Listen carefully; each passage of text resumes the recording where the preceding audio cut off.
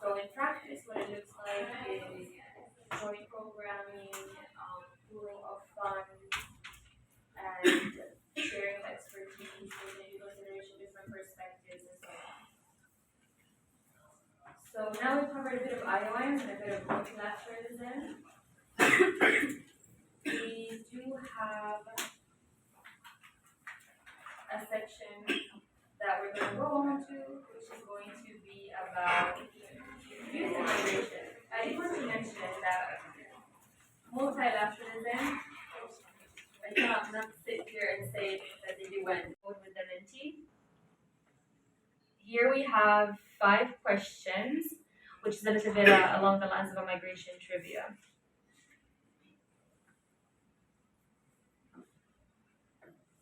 So the first question is, how many international migrants are there in the world today?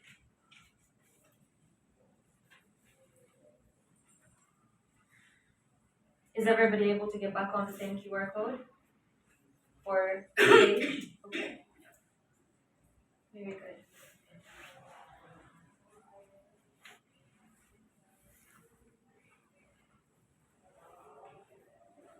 So far, nobody has said 50. And we have the most. Can we?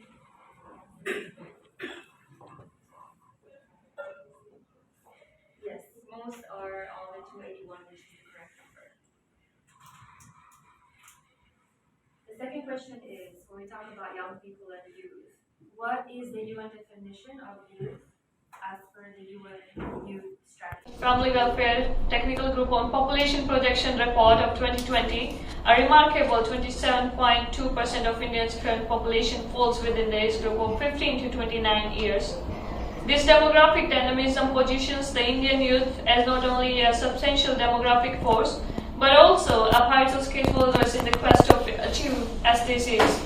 Beyond sheer numbers, they represent the engine driving India's growth, development, transformation into sustainable future, not just the country, but also all over the world. As the torch bearers of tomorrow, the Indian youth, in collaboration with corporate leadership, holds the potential to shape a bright future, sustainable future, and nation of the world. And this session is about, we are having some ground interventions as well from the students from India. We are having our 2 experts here as well, joining from South India. They will share some of the remarks and insights with us about the conditions of achieving and implementations of SDGs in India. Thank you so much, Mr. Sakin, for joining us. Thank you so much, Mr. Javed. And I'd like to introduce one by one so we can know our speakers more, and also for our online audience as well. Mr. Mirza Javed is the founder of a new equitable and innovative educational association that is called NEIEA. Very welcome, Mr. Mirza Javed. We are having Vamana Shakin Kumar. He is the president of Prasad Chetnai Yosna Sangam. Sorry if I'm pronouncing it incorrectly. That is having the ethos of the state disability affiliations. We are having our 2 very young speakers. They are studying in class 11. They are from Andhra Pradesh, India. And first is Sheikh Amazan. She is in the 11th standard. And now we are having our one young leader and young speakers, Chekali Rajeshwin. They are both studying in 11th standard. They are school students, and we are very honored to have them here to have their ground interventions from their space and their area. Thank you. First of all, I would like to provide the floor with to Mr. Mirza Javed. So as we will move in the panel, we will like to ask how you are feeling here in New York. How are the things that you are feeling, and what you guys want to share with us, and what are the things that you guys feel there in India? What is the difference between your space? Like, what's your first experience being here? And then we will love to interact with our topic later. How are you feeling being here at this space and attending conference and being at United Nations? Are you feeling inspired, motivated? I'm feeling very excited and I'm feeling very happy meeting all these new people in this session. That's great. And what about you, Rajeshwari? I learned many things, ma'am, and I also interacted with many students from different countries at the Columbia Great. University. Mhm. And we had many discussions. We made them friends, Mhm. and we also discussed on environmental issues. And I am feeling very excited and happy to be here and share my feelings at this international platform. I'm very excited to talk about my feelings and experiences with all of you. That's great. Thank you, Rajeshwari. And I'm so happy, and we all are happy to have you here and to have your remarks, to share. And thank you for sharing your experience. And I hope that we all are friends, and they all are our friends. You made many new international friends, and I'm sure when you will be back to India and to your school, you will be sharing everything, every single moments at IYC and at different places to your friends right there in India. So it will be a great encouraging moment for them all as well. That okay, our friends went to New York, they attended the UN events, so visited university, attended IYC. So feel free to share about our platform too, because we are here to uplift each other. We are here to learn, and we look forward to have your more work in your state and your state development in terms of youth development and girls empowerment too. Yes, ma'am. Just I want to say for all the audience, Namaste everyone. Myself C. Rajeshwari. I am studying 11th standard from the state of Andhra Pradesh, which is situated in southern part of India. Firstly, I want to talk about the role of youth in policy making. Youth are the future leaders of our country, and that is important that they are given an opportunity to lead us into a bright future. And youth have always been the driving force behind the social and economic development, and they will continue to play a vital role in the economic development and also nation building, as we were the instrument in transforming the country into the one of the fastest growing economies in the world at present. And out of these 17 sustainable developmental goals, there are some areas where youth can make an immediate action. They are the no poverty, good health and well-being, and quality education. Under this quality education, our state government provide us many initiatives like school infrastructure transformation, providing good food and increased student dignity, and many more.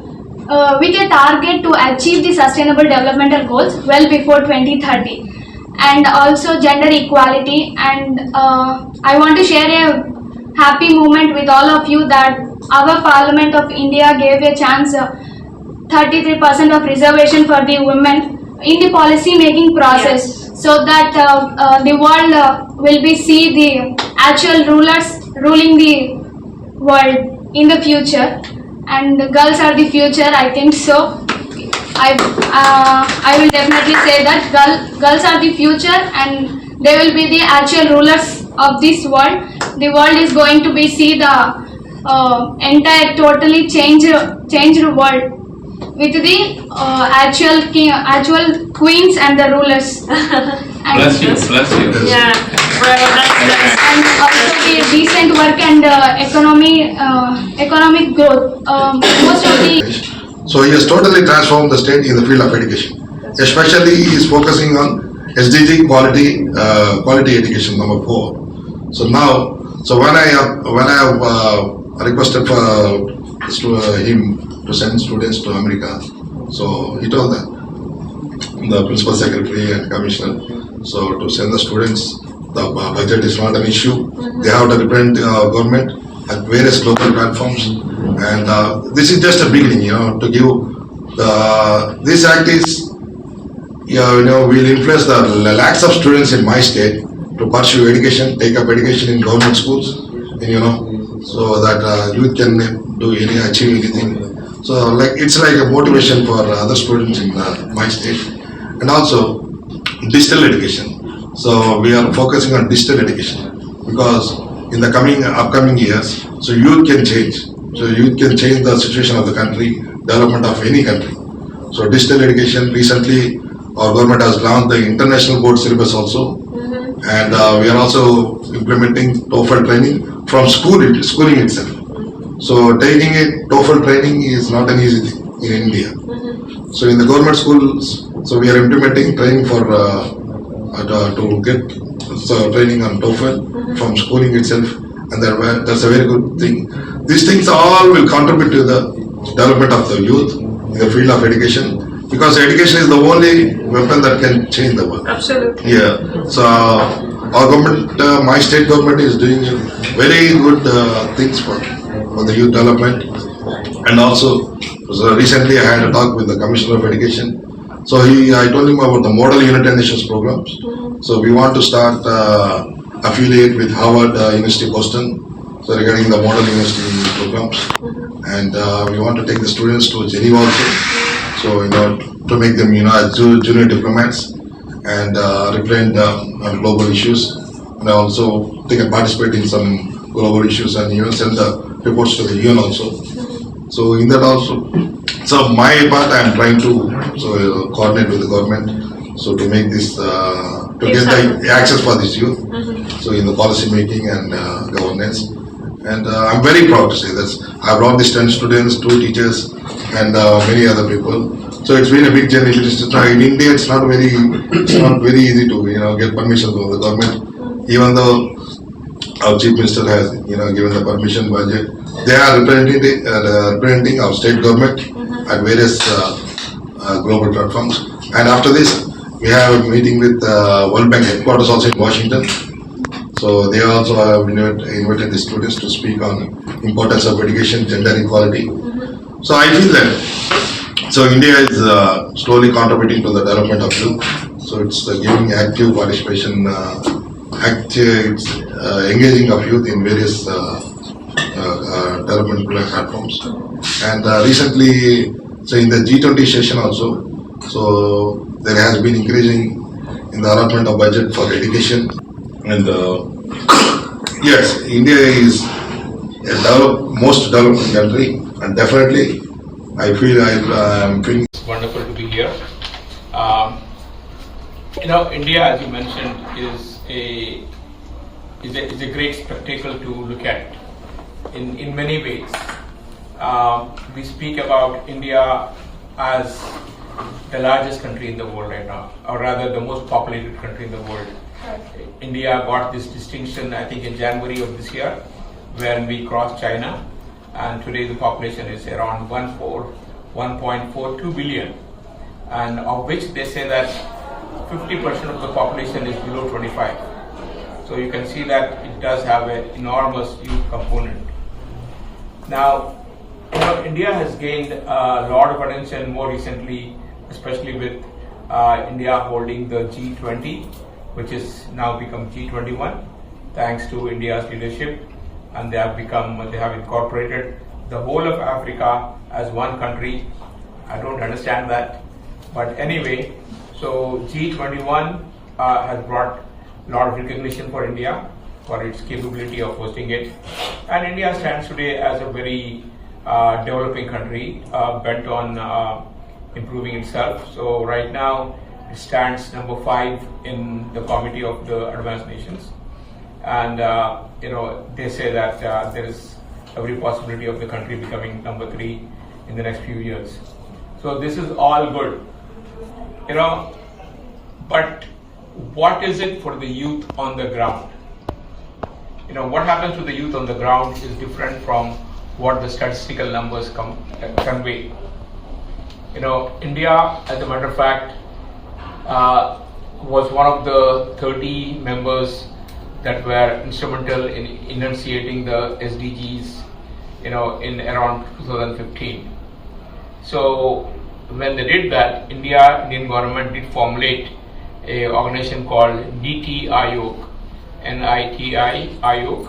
So this was primarily meant to implement the SDG goals that the Indian government was willing to work with them.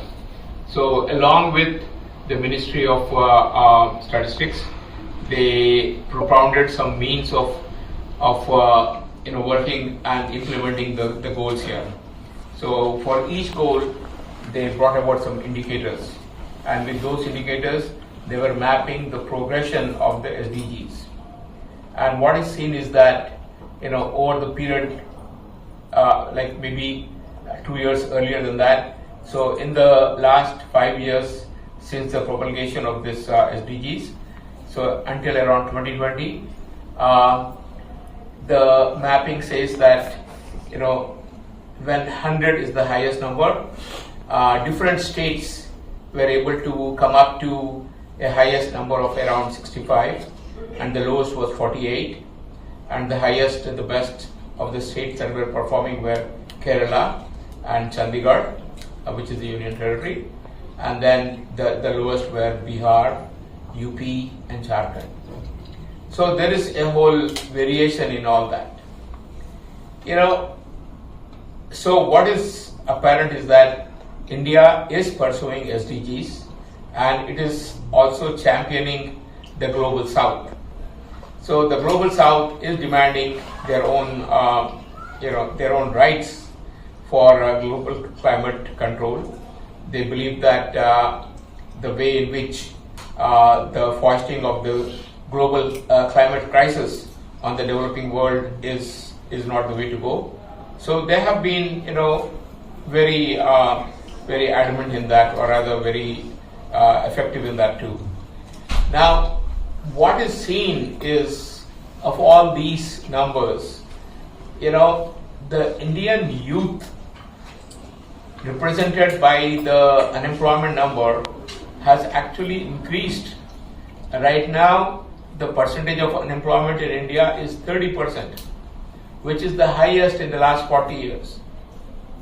So there is a dichotomy between the progression of the country and the employment factor for the youth. The youth has huge potential. The youth can transform the country. There is this concept called demographic dividend. Demographic dividend is basically when, if a nation has got youngsters or young folks, then the productivity of the labor is very high. So India is distinctively there. The average age of the Indian populace is 29 versus say 37 in China versus say 48 in Japan. So Indian people are basically young folks. Now that young factor must be translated in a positive manner. But if that positiveness does not happen, then it becomes anarchic. So today you see those trends also in India here.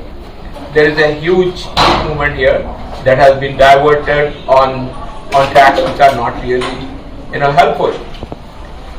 I am working as the president of an educational organization called NIA, New Equitable and Innovative Educational Association.